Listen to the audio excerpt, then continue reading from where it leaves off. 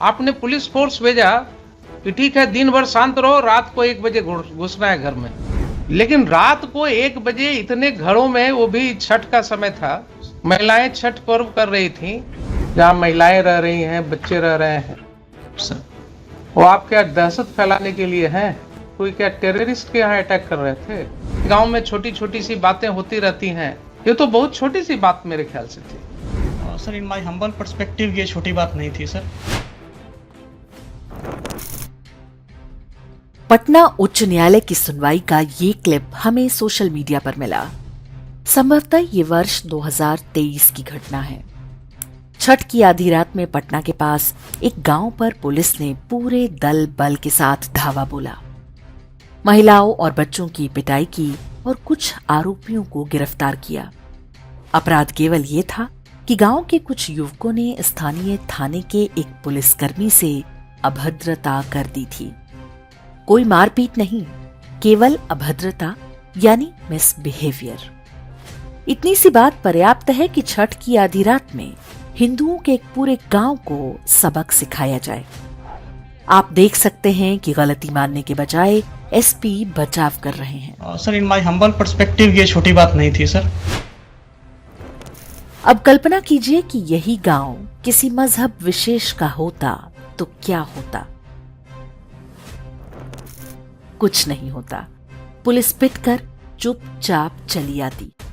हो सकता है कि पीछे से भीड़ आकर थाना भी जला देती। 2-4 दिन मामला गर्म रहता, आरोपी गिरफ्तार भी हो जाते, लेकिन शीघ्र ही बेल पर छूट जाते। इस बात को समझने के लिए दिल्ली का ये वीडियो देखिए। जामिया के बाटला हाउस क्षेत्र में आसिफ नाम का एक लड़का तेज आवाज वाली बुलेट चलाते हुए जा रहा था।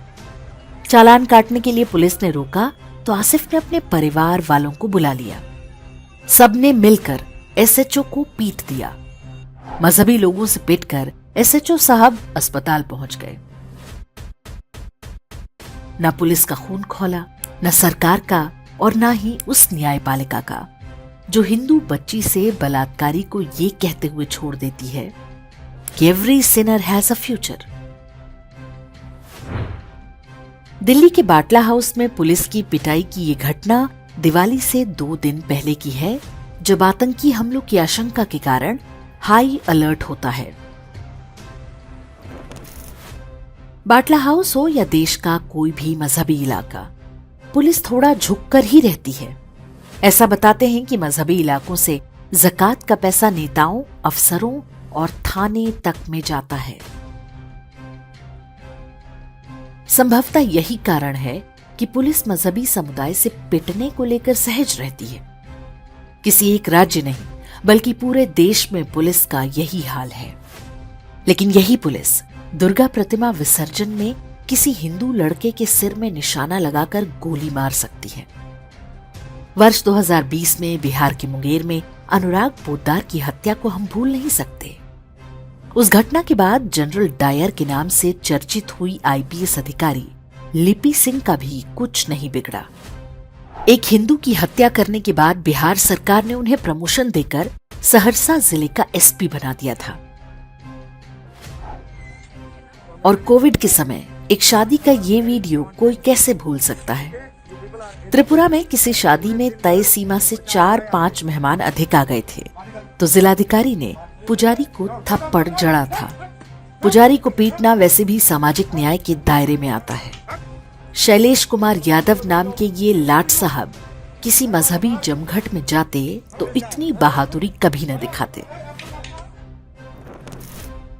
जो दिल्ली पुलिस दिवाली पर पटाखे फोड़ने के लिए हिंदू बच्चों के माता पिता पर केस दर्ज करती है, वो ईद बकरीद पर भीगी बिल्ली बनकर रहती है।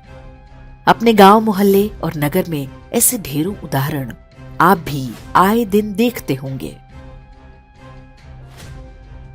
सबको पता है कि उनके द्वारा प्रताड़ित हिंदू कभी चिन्हित करके बदला नहीं लेंगे, लेकिन मजहबी समुदाय के मामले में रिस्क है।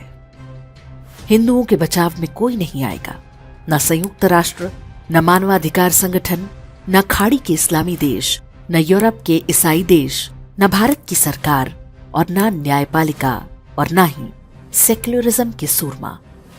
हिंदू विश्व की वो एकमात्र स्टेटलेस ग्रुप अर्थात राज्यविहीन समूह है जिनके लिए वे भी नहीं बोलते जो उनके वोट लेकर राजनीति करते हैं। कुल मिलाकर संदेश यह है कि कानून केवल हिंदुओं के लिए है। मजहबी समुदाय को हाथ लगाया तो पिटने के पूरे आसार हैं। मजहबी समुदाय के हमले का शिकार बने पुलिस वाले के साथ जब शासन, प्रशासन और न्यायपालिका खड़ी नहीं होती तो स्पष्ट संदेश जाता है कि किसको हाथ नहीं लगाना है और किस पर भड़ास निकालनी है। हिंदू को सिर में गोली भी मार दो या शादी में घुसकर बिना मतलब पुजारी को पीट दो तो प्रमोशन और मेडल पक्का है। पूरा शासन और न्याय तंत्र भले ही सन्याय के प्रति सहज है, लेकिन ऐसा नहीं है कि एक समाज के रूप में एक सामान्य हिंदू इसका अनुभव नहीं कर रहा। लोकतंत्र के लिए यह शुभ संकेत नहीं है। शासन तंत्र और न्यायपालिका को इस पर विचार करना होगा कि ऐसा क्यों हो रहा है। यदि वे इसमें विफल रहते हैं तो सामान्य जनता के रूप में हमारा उत्तरदायित्व है कि आवाज उठाएं। शासन और न्याय तंत्र को यह समझना होगा कि भारत सनातन धर्म का देश है। यहाँ पर किसी ऐसे समुदाय को कोई अवैध विशेषाधिकार नहीं दिया जा सकता जिनका पूरा अस्तित्व ही भय और हिंसा पर आधारित है।